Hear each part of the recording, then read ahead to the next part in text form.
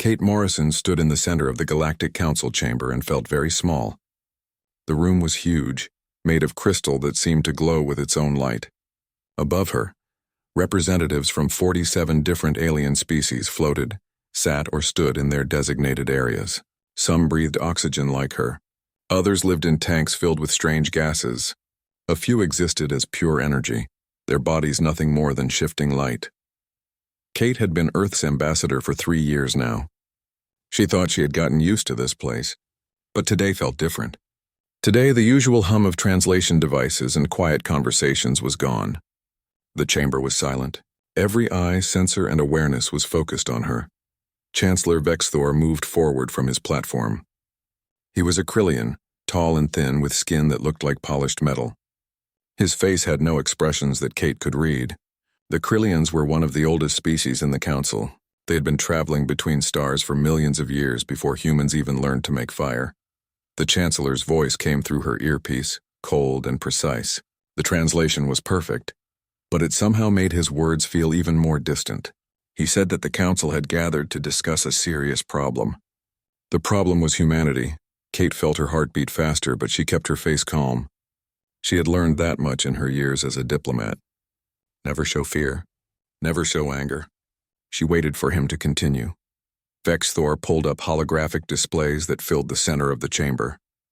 Images appeared showing human ships and stations across the galaxy. He began listing complaints. The list was long. Humans had sent medical teams to the Tyrellian colonies without permission. Humans had interfered in a trade dispute between the Zor and the Mandric. Humans had given food and supplies to refugees from a war that had nothing to do with Earth. Humans had offered to mediate conflicts in sectors where they had no business. The list went on and on. Kate watched the images flash by. She recognized most of them. The medical ship Mercy Dawn saving lives on Tyrelia, the cargo vessel Bright Hope, delivering food to starving colonies, the diplomatic cruiser Evening Star, helping 2 species talk instead of fight. She had written reports about all of these missions. She had been proud of them. The Chancellor stopped the display and turned to face her directly. He said that humanity had only been part of the Council for 12 years. In that short time, humans had caused more disruption than any other species in recent memory, not through violence or law-breaking, but through something more dangerous. Excessive compassion, Kate blinked. She had expected many accusations, but not that one. She asked the Chancellor to explain what he meant. Another council member spoke up. This was Elder Korshan, a being that looked like flowing water held in a transparent suit. His voice was gentle, almost sad. He said that humans felt too much. They saw suffering and had to fix it. They saw conflict and had to stop it. They saw need and had to fill it. This was not how civilized species behaved. Kate felt anger rising in her chest. She pushed it down and spoke carefully. She said that helping others was part of human nature. When humans saw someone in pain, they wanted to ease that pain. When they saw someone in danger, they wanted to protect them. This was not a flaw. This was what made them human. The Chancellor's response was quick. He said that was exactly the problem. The galaxy had rules. Species minded their own business. They focused on their own survival and prosperity. They formed alliances based on mutual benefit, not emotion. Humans ignored these rules. They acted on feelings instead of logic. This made them unpredictable. It made them dangerous. Kate wanted to argue, but another voice cut through the chamber. High Arbiter Melshara appeared in the center of the room. She was pure energy, bright and ancient. She had been judging galactic law for 3,000 years. When she spoke, everyone listened. The Arbiter said that the Council had made a decision. Humanity must change its ways. They must learn to control their emotional responses. They must stop interfering in situations that did not directly affect Earth. They must behave like rational beings, not creatures driven by sentiment.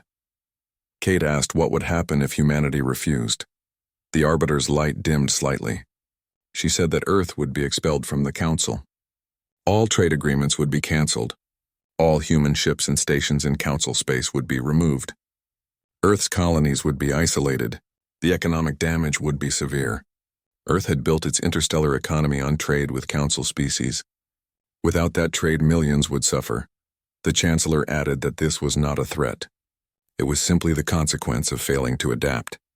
The galaxy had its ways. Humanity could either learn those ways or leave. Kate felt cold despite the warm air in the chamber. She thought about Earth, about the billions of people who depended on the council trade. She thought about the colonies, small and vulnerable, scattered across dozens of systems. She thought about everything humanity had built in just 12 years of star travel. She asked how much time Earth had to decide. The Arbiter said 72 hours. 3 days to choose between changing who humans were or losing everything they had built among the stars. Kate nodded slowly. She said she would deliver the message to her government. She turned to leave, but the Chancellor called out to her. He said that he hoped humanity would make the wise choice. The galaxy did not need heroes. It needed stable, predictable partners. Compassion was a luxury that species could not afford in the cold reality of space.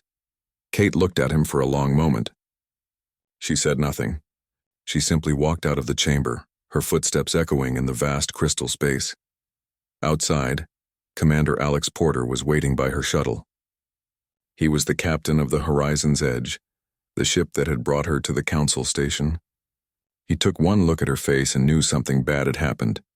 As they flew back to the ship, Kate told him everything. Alex listened in silence. When she finished, he asked what she thought Earth would decide. Kate stared out at the stars. She said she did not know, but she knew one thing for certain. If humans stopped being compassionate, they would stop being human. And she was not sure if survival was worth that price. Back on the ship, Dr. Helen Grant was waiting for them. She was Earth's expert on alien psychology. Kate had asked her to monitor the council session remotely. Helen's face was troubled as they entered the briefing room. Helen pulled up her own analysis on a screen.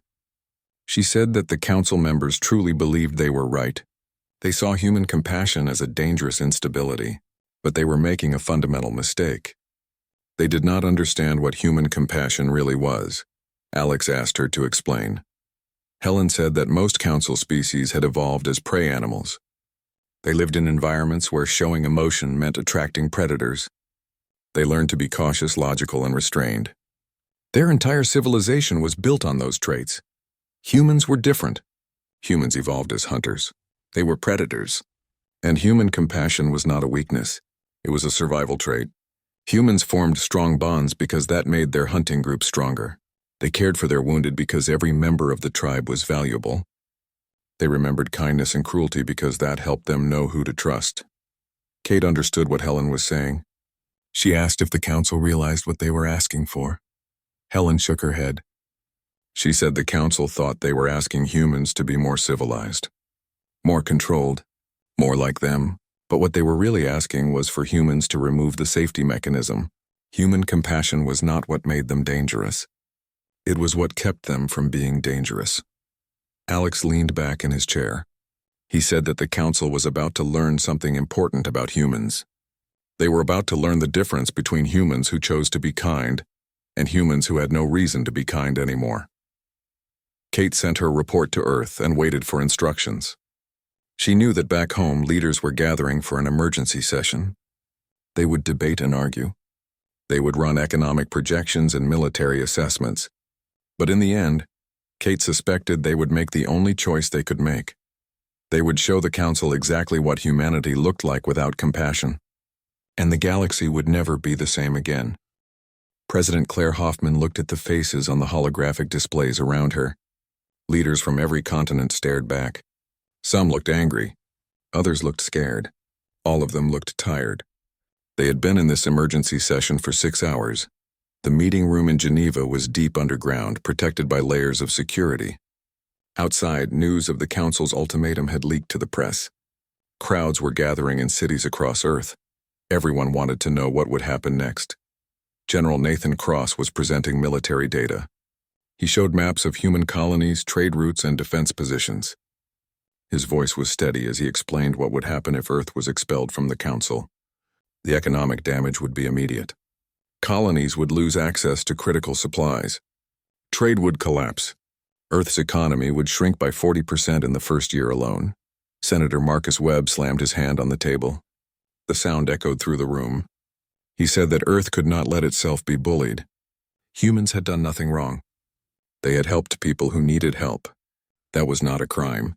If the Council wanted to punish them for being decent, then maybe Earth was better off alone. Another voice spoke up. Dr. Lisa Chen was one of Earth's top experts on artificial intelligence and human behavior. She said that the senators' passion was admirable, but they needed to think clearly. The council was not asking humans to stop being decent. They were asking humans to stop acting on emotion. There was a difference. President Hoffman asked Dr. Chen to explain. Dr. Chen brought up her own presentation. Brain scans appeared, showing neural pathways in human minds. She said that human emotions were wired into their biology. True emotional suppression would require changing the fundamental structure of the human brain. It was not possible without extreme medical intervention. However, humans could control their behavior. They could choose not to act on their emotions. With training and strict protocols, humans could appear emotionless even while feeling everything inside. The question was whether Earth wanted to make that choice. General Cross received a message on his device. He looked up with concern. He said that military intelligence had detected unusual movements in Council enforcer fleets. Ships were repositioning near human colonies. It looked like the Council was preparing for the possibility of forcing humans out by military means if necessary. The room erupted in angry voices. Several leaders demanded that Earth prepare for war. Others insisted on diplomatic solutions. President Hoffman raised her hand for silence. It took several minutes for the room to quiet down. A new hologram appeared. It was Ambassador Morrison, transmitting from the Council station. Kate looked exhausted. Dark circles shadowed her eyes. She said she had new information from Dr. Grant's analysis. Dr. Helen Grant appeared beside Kate in the transmission. She said she had been studying the psychology of Council species for years. She believed she understood what was really happening. The Council species had evolved in ways that made them cautious and logical. They survived by avoiding risks and thinking carefully before acting. Humans were different. Humans evolved as apex predators. They formed tight social bonds. They remembered favors and insults. They could be incredibly kind to their allies and absolutely ruthless to their enemies. What the Council saw as unstable emotion was actually sophisticated social behavior. Helen said the Council made a critical mistake. They thought human compassion was a weakness. They did not understand that human compassion was what kept human aggression in check. When humans cared about others, they chose peace. When they did not care, they became something the galaxy had never seen before. President Hoffman sat very still. She asked Helen what she was suggesting. Helen said that Earth should give the Council exactly what they asked for. Show them what humans looked like without compassion. Let them see what happens when humans stop caring about others and focus only on themselves. It would be the most important lesson the galaxy ever learned. The room was silent. President Hoffman looked at each leader's face. She asked if anyone objected to this plan. No one spoke. She made her decision. Earth would comply with the Council's demands. But they would do it in a way that taught an unforgettable lesson. She authorized the activation of Protocol Zero. It was a contingency plan that had been created years ago, just in case humanity ever needed to demonstrate its true nature. General Cross immediately began sending encrypted orders to every human vessel and installation across the galaxy. The orders were simple and clear. Cease all humanitarian operations. Withdraw from all peacekeeping missions. Cancel all aid shipments. Ignore all distress calls unless they came from human sources. From this moment forward, humanity would operate on pure self-interest. Kate Morrison received her instructions directly from the President. She would return to the Council and announce humanity's compliance. But she would do more than that. She would show the Council members in real time what their ultimatum had created. Across the galaxy, human personnel received the new orders. On medical ships, doctors and nurses read the messages in disbelief. On aid transports, crew members stared at their screens in shock. On diplomatic vessels, negotiators felt sick to their stomachs. But the orders were clear and came from the highest authority. They had no choice but to obey. Dr. Sophie Blake was the chief medical officer aboard the Mercy Dawn. Her ship was in orbit around Terelia 5, where a plague had killed millions. For 3 months, her team had been working day and night to treat the sick and develop vaccines. They were making progress. Another few weeks and they might stop the plague entirely. When the order came through, Sophie read it 3 times. She called the ship's captain. She asked if there was some mistake. The captain said no. The order was real. They were to cease operations immediately and leave the system. Sophie looked at the hospital stations they had set up on the planet's surface. Thousands of sick people were being treated there. If the medical teams left now, most of those people would die. She asked the captain if they could at least finish the current treatments. The captain's voice was hard. He said the orders were to leave immediately. Not tomorrow. Not in a few hours. Now. Sophie felt tears on her face, but she gave the command to her team. They began packing up equipment and evacuating from the planet. On the Guardian station at the edge of human space, Captain Ryan Mitchell was dealing with a different problem. His station had become a refuge for people fleeing a war between two alien species. Hundreds of families were living in temporary shelters, waiting for the war to end so they could go home. The new orders told him to evacuate all non-human personnel from the station. Ryan looked at the families. Children playing in the corridors. Parents trying to make a normal life in difficult circumstances. These people trusted humans to protect them. Ryan called his senior staff together. He told them about the orders. One of his officers, a young woman named Emma Brooks, asked if they really had to do this. Ryan said yes. Emma asked where the refugees would go. Ryan said that was not their problem anymore. The next few hours were chaos. Refugees begged to stay. Some offered to pay. Others cried. A few became angry. But Ryan's security teams moved them all to transport ships and sent them away. The station felt empty and wrong when it was done. Back on Earth, President Hoffman watched reports come in from across the galaxy. Every human operation was shutting down. Medical missions, aid convoys, peacekeeping forces, diplomatic mediations. Everything that made humanity seem warm and caring was disappearing. General Cross reported that the transition was complete. Humanity had switched off its compassion. Every human in space now operated under the same principle. Help no one except other humans. Trust no one. Form no emotional attachments. Focus only on Earth's interests. President Hoffman felt the weight of what they had done. She asked Dr. Chen if this would really teach the Council anything. Dr. Chen said it would teach them everything. The Council thought they understood humans. They were about to learn they had no idea what humans really were. And by the time they understood, it might be too late to fix what they had broken. Ambassador Morrison prepared to return to the Council chamber. She reviewed her speech one last time. It was cold, logical, and completely without emotion. She would tell the Council that Earth accepted their demands. She would show them what human compliance looked like. As her shuttle approached the Council station, Kate looked at the vast crystal structure floating in space. She wondered if the beings inside understood what they had done. They had asked humans to turn off the thing that made them care about others. They were about to see the results of that request, and the galaxy would never forget what they saw. The Council chamber was full again. Every representative had returned to witness humanity's response. Kate Morrison walked to the center of the room with steady steps. Her face showed no emotion. Her voice, when she spoke, was flat and precise. She thanked the Council for their patience. She said that Earth had carefully considered their ultimatum. After thorough analysis, humanity had decided to comply fully with the Council's demands. Humans would no longer allow emotions to guide their actions. They would operate according to logic and self-interest only. Chancellor Vexthor seemed pleased. He said that Earth had made a wise decision. The galaxy would be more stable now. Kate said that to demonstrate humanity's commitment, she would now show the Council the results of their new policy. She activated a series of holographic displays around the chamber. Live feeds appeared from dozens of locations across the galaxy. The first feed showed the medical ship Mercy Dawn leaving orbit around Terrelia 5. Dr. Sophie Blake appeared on screen, speaking directly to the Council. Her voice was calm and professional. She explained that her ship had been treating plague victims on Terrelia. However, Earth had calculated that this operation provided no strategic or economic benefit to humanity. Therefore, they were ceasing operations and departing immediately. The feed switched to show the hospital stations on the planet's surface. Alien doctors and nurses were trying to manage thousands of patients without the human equipment and expertise.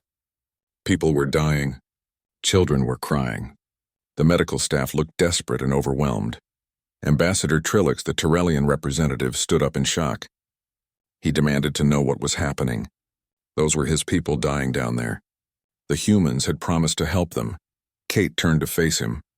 Her expression did not change. She said that humans had made no binding promises. The medical mission had been voluntary humanitarian aid. Earth had now calculated that such aid was emotionally motivated and therefore illogical. Tyrellian space offered no strategic resources or military advantage to humanity. Continuing to help was a poor allocation of resources. Trilix stared at her in disbelief. He said that millions would die without human help. Kate replied that the mortality projections had been included in Earth's analysis. The deaths were unfortunate but did not affect human interests. The chamber was completely silent. Kate continued to the next display. This one showed the Guardian station at the edge of human space. Captain Ryan Mitchell reported that his station had expelled all non-human refugees. The refugees' transport ships were now drifting in neutral space with nowhere to go. The war they had fled was still raging. They could not return home. Ryan explained in the same flat tone that housing refugees consumed station resources without providing any return on investment. Earth had determined that these individuals were not humanity's responsibility. Their fate was no longer a human concern. Another feed appeared showing a trade dispute in the Zor system. Human diplomats had been mediating the conflict for months, preventing it from escalating into war. Now the human diplomatic ship was leaving. The two species immediately began mobilizing their military forces. Kate provided statistics. The conflict would likely kill millions on both sides. It would disrupt trade across 3 sectors. But humans had no colonies in those sectors. Earth's economy would be unaffected. Therefore, preventing the war was not a logical use of human diplomatic resources. Feed after feed appeared. Food shipments to famine-stricken worlds were canceled. Peacekeeping forces withdrew from volatile regions. Research teams abandoned joint scientific projects. Rescue ships ignored distress calls from non-human vessels. Every instance of human compassion across the galaxy was systematically being shut down. Kate narrated each scene with cold precision. She explained the logical reasoning behind every decision. She presented cost-benefit analyses. She showed economic projections. She demonstrated that without the burden of caring about others, humanity could focus entirely on its own prosperity and security. The council members began to react. Some showed distress in ways their species could express. Others remained silent but shifted uncomfortably. A few tried to speak, but Kate continued relentlessly through her presentation. She brought up a new set of data. This showed human military capabilities that had never been fully disclosed to the council. Defense platforms that could destroy entire fleets. Weapons that could crack planets. Technologies that had been kept hidden because humans had never needed to threaten anyone before. Kate explained that humanity had always possessed significant military power. However, humans had chosen not to use it aggressively because they cared about the consequences. They valued life, even alien life. They preferred cooperation to conflict. But the council had asked them to remove those emotional restraints. She said that Earth was now recalculating all of its diplomatic and military strategies based purely on logical self-interest. Several council species occupied systems that contained resources valuable to humanity. Previously, humans had respected territorial boundaries out of consideration for the current inhabitants. That consideration was emotional and therefore no longer relevant. Chancellor Vexthor finally spoke. His voice had lost its confident tone. He asked if Kate was threatening military action. Kate said no. She was simply presenting options that were now logically available, without compassion to restrain them. Humans could pursue resources through any efficient means.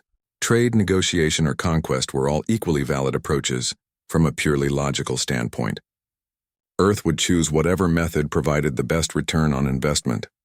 Elder Korshan spoke up. His watery form rippled with what might have been agitation. He said this was not what the council had intended. They had wanted humans to be more controlled, more civilized. Kate asked what civilization meant. Was it civilized to help the suffering, to prevent conflicts, to value life? Because those were all emotional responses. Logic did not care about suffering. Logic did not prevent conflicts unless they affected one's own interests. Logic did not value life beyond its utility. She said that humans had been showing the galaxy their civilized nature all along. They had shared technology. They had provided aid. They had worked to maintain peace. And the council had called that unstable and dangerous. Now humans were showing the galaxy their logical nature. This was humanity without compassion. This was what the Council had asked for. High Arbiter Melshara's light pulsed urgently. She asked if Earth was willing to negotiate a different arrangement. Kate said that Earth was always willing to negotiate. However, negotiations would now be based on transactional value. Every service humanity provided would require payment. Every alliance would need to demonstrate clear benefit. The era of humans helping others simply because it was the right thing to do was over. She pulled up a final set of projections. They showed the likely outcomes of humanity's new policy over the next decade. Conflicts would multiply without human mediation. Disease and famine would spread without human aid. Piracy would flourish without human protection. The galactic economy would contract. Billions would die, but Earth would be fine. Better than fine. Without the cost of humanitarian operations, Earth's economy would grow. Without the distraction of other people's problems, humans could focus on expansion. Without compassion, humanity would become the most efficient and ruthless power in the galaxy. Kate said that this was the Council's choice. They had wanted logical, emotionless humans. She asked if they were satisfied with the result. The silence in the chamber was absolute. Every being present understood what they were seeing. The Council had not suppressed a weakness. They had removed a safeguard. Human compassion had not been the danger. It had been the thing that kept humans safe to be around. Ambassador Trillick spoke in a broken voice. He asked if the humans could please send the medical teams back to Terelia. His people were dying. He would give anything. Kate looked at him for a long moment. Then she pulled up a contract on the holographic display. It listed the terms for resuming medical aid to Terelia. The price was enormous. Mining rights, trade concessions, territory. Everything Terelia had that was valuable. She said this was the logical cost of human assistance. Take it or leave it. Trillick stared at the terms. He had no choice. He accepted.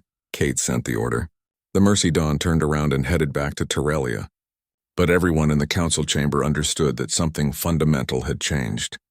Humans were no longer helping because they cared. They were helping because they were paid to care.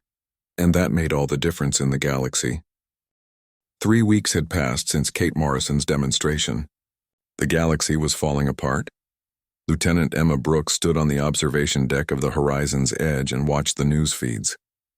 Every screen showed another crisis. A war that humans used to mediate had escalated into full-scale slaughter. A plague that human doctors used to treat was spreading across 6 systems.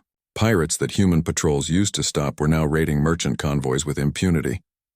Emma had friends among the alien species. She had gone to university with a Zor student. She had worked with Terrellian scientists. She had shared meals with families from a dozen different worlds. Now she watched those worlds burn and was ordered to do nothing. Commander Alex Porter found her there. He looked as tired as she felt. He asked if she was all right. Emma said no. She was not all right. None of this was all right. They were watching people die when they could help them. She understood the strategy. She knew why they were doing this. But understanding did not make it easier. Alex said that every human in the fleet felt the same way. But they had to trust that their leaders knew what they were doing. This demonstration had to be convincing. The Council needed to fully understand what they had asked for. Emma asked how long it would continue. How many more people had to die before the Council learned their lesson? Alex said he did not know, but he believed it would end soon. The Council was already showing signs of panic. He was right. On Earth, Trade Minister Jin Park was receiving communications from Council species at an unprecedented rate. Dozens of ambassadors wanted to meet with him. They all wanted the same thing. They wanted to hire human services. Jin reviewed the offers with amazement. One species was offering exclusive mining rights to an asteroid field worth trillions. Another was offering military alliance and access to their weapons technology. A third was offering territory, actual planets that humans could colonize. The offers kept coming. Species that had barely acknowledged humanity a month ago were now desperately trying to buy human help. They were offering everything they had. Jin realized that Earth could become the wealthiest and most powerful civilization in the galaxy almost overnight. He sent his report to President Hoffman. She read it with mixed feelings. On one hand, these offers represented incredible opportunities for Earth.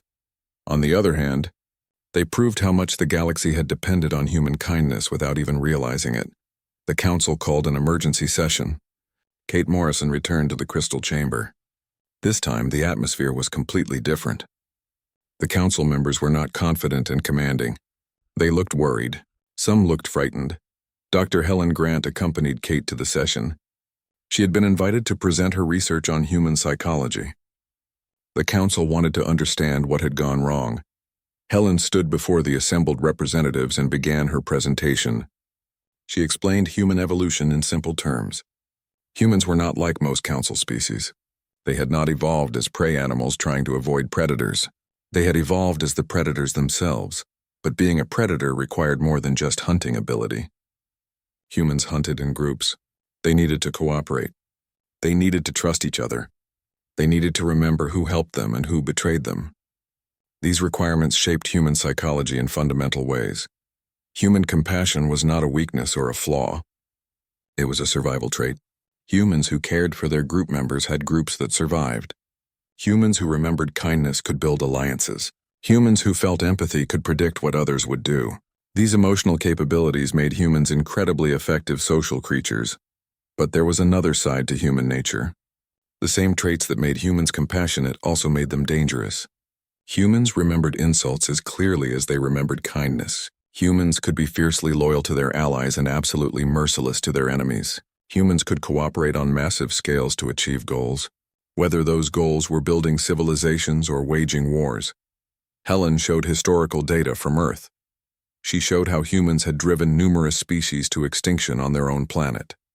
She showed wars where humans had killed each other by the millions. She showed weapons that could destroy entire cities in seconds. She showed the darker chapters of human history without mercy or apology. Then she explained the crucial point. All of that violence and destruction had happened when humans had reason to stop caring about their enemies. When humans felt threatened, when they felt angry, when they felt justified, they could commit terrible acts. Human compassion was what kept that capability under control. When humans cared about others, they chose peace. When they empathized with suffering, they chose to help. When they valued life, they chose cooperation over conflict. Human emotion was not the problem. It was the solution. Chancellor Vexthor listened in growing horror. He finally understood what the council had done. They had not civilized humanity. They had removed the inhibitions that kept humanity civilized. An alert interrupted the session. There was a natural disaster on the Krillian homeworld. A massive earthquake had struck the capital city. Millions were trapped in collapsed buildings. Millions more needed immediate medical care. The Krillian emergency services were overwhelmed. The Chancellor's metallic face somehow managed to show distress. His people were dying. He needed help. He looked at Kate Morrison with something that might have been desperation. Kate pulled up a contract on the display. It was similar to the one she had shown Ambassador Trilix. The terms for human disaster relief were listed in cold, precise language. The price was high. Very high. The Chancellor read the terms. Kate explained that Earth had disaster relief teams ready to deploy. Human engineers could dig through rubble better than most species. Human doctors could work in extreme conditions. Human logistics could organize massive rescue operations. All of this capability was available. For a price. The contract demanded trade concessions that would benefit Earth for decades. It demanded access to Krillian technology. It demanded political influence in council decisions. It demanded an official apology for the ultimatum that had started this entire situation. Chancellor Vexthor had no choice. His pride meant nothing compared to millions of lives. He accepted the terms.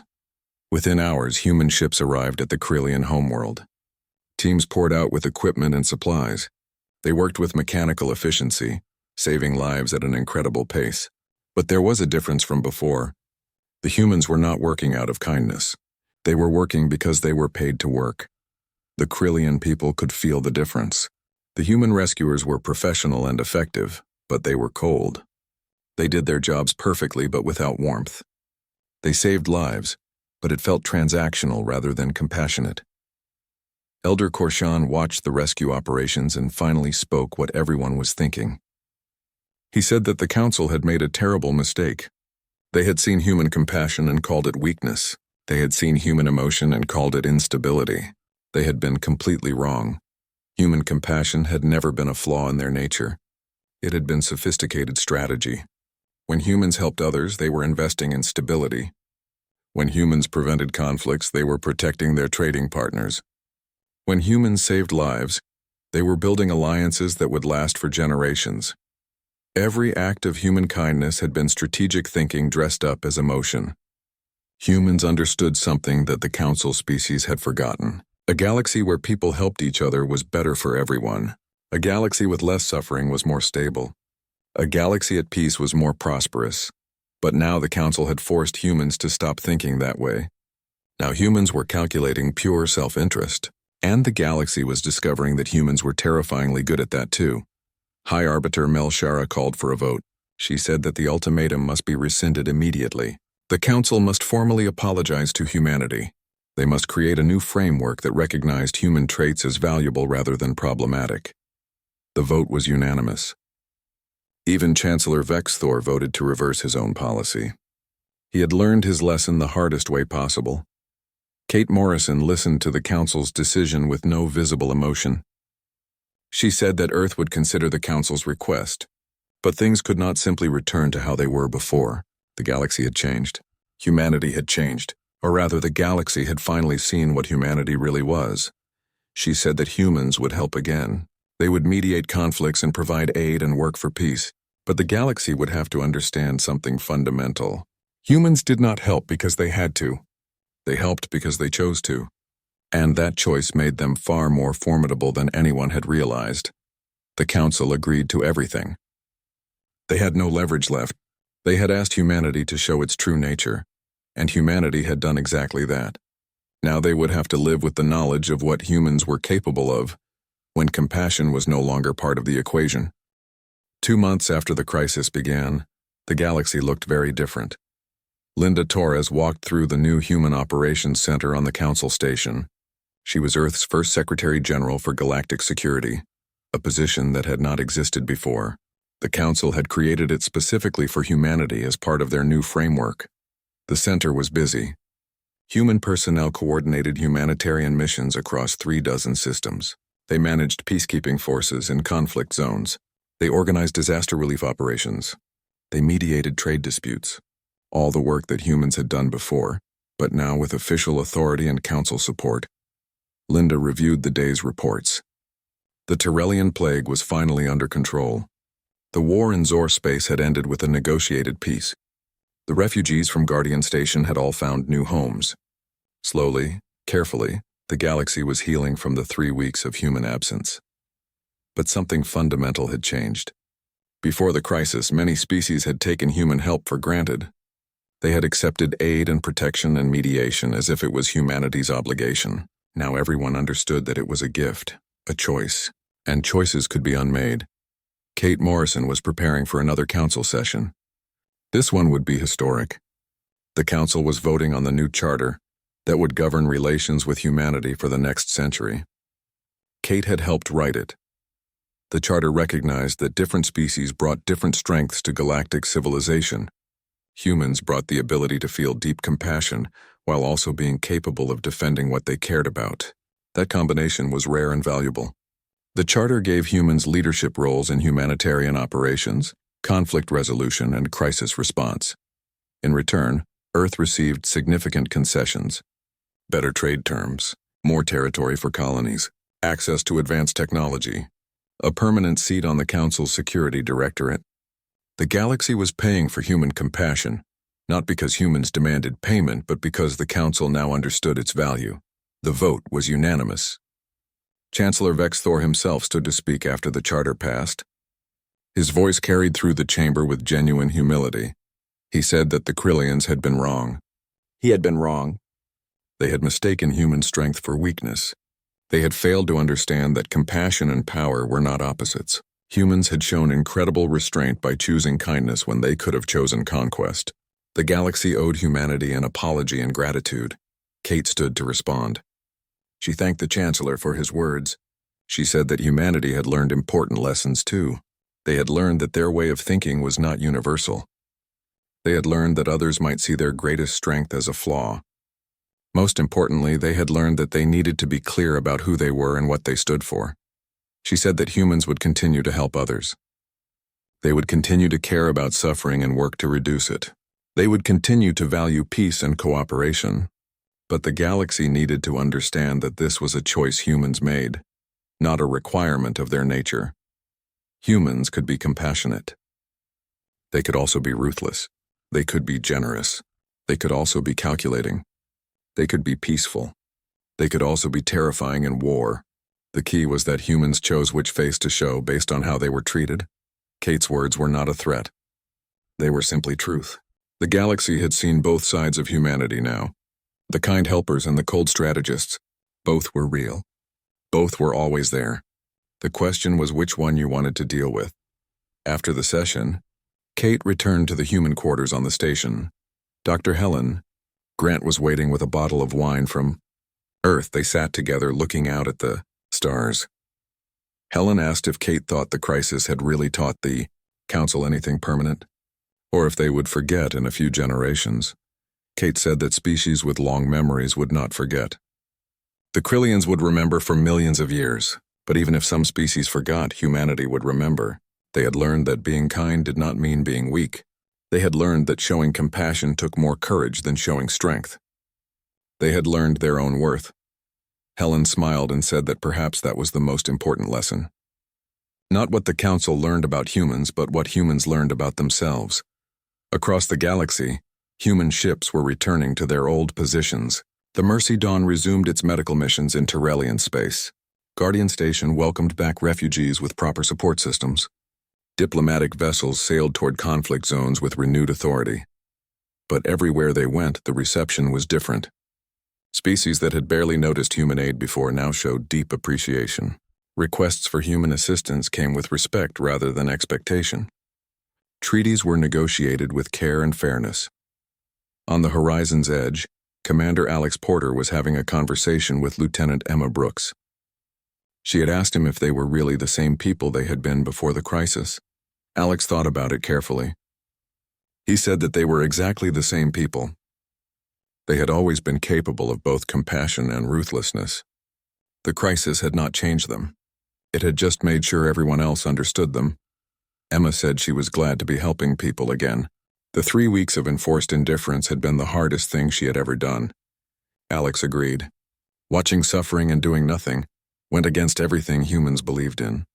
But sometimes you had to show people the darkness to make them appreciate the light.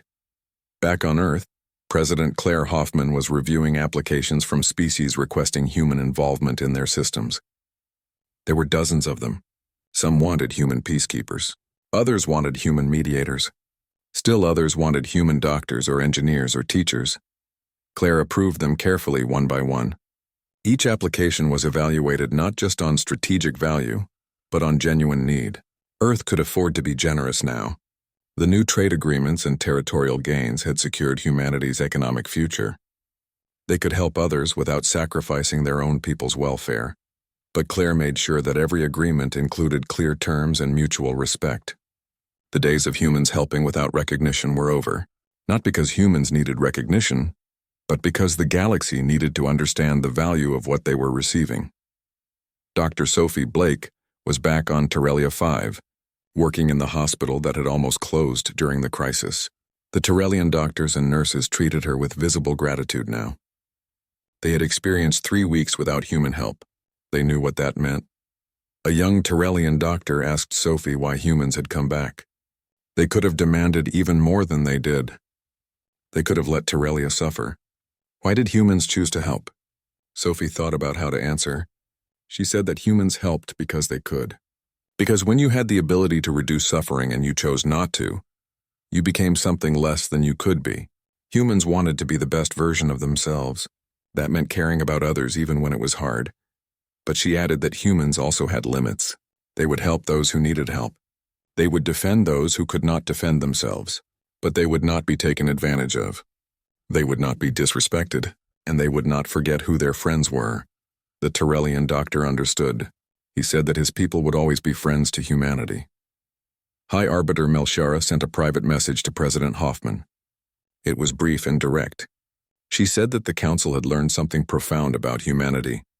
Humans saved those who could not save themselves not because they had to, but because they could, and that made them the most dangerous species in the galaxy to those who would prey on the weak. Claire read the message and smiled. Dangerous to bullies. Safe for everyone else. That was exactly who humans wanted to be. The crisis had lasted only 3 weeks, but its effects would last for generations. The galaxy had learned that human compassion was not weakness. It was strength under control. It was power choosing not to harm. It was civilization at its finest. And when that compassion was removed even briefly, the galaxy had seen what humans could become. Efficient, ruthless, unstoppable. Not evil, but utterly without mercy. The Council had wanted humans to control their emotions. They had gotten their wish for 3 weeks. Those 3 weeks had taught the galaxy a lesson it would never forget. Human compassion was not the dangerous thing about humans. It was the safety mechanism. It was the reason humans could be trusted with the power they possessed. It was what made them heroes instead of conquerors, and now the galaxy knew. When a human ship arrived offering help, it was because they had chosen to care. That choice, freely made, was what made humanity special. It was what made them valuable. It was what made them formidable. The Council had watched humanity's compassion switch off in real time. And in doing so, they had learned the most important truth about humans. The scariest thing about humans was not that they could be ruthless. It was that they chose not to be.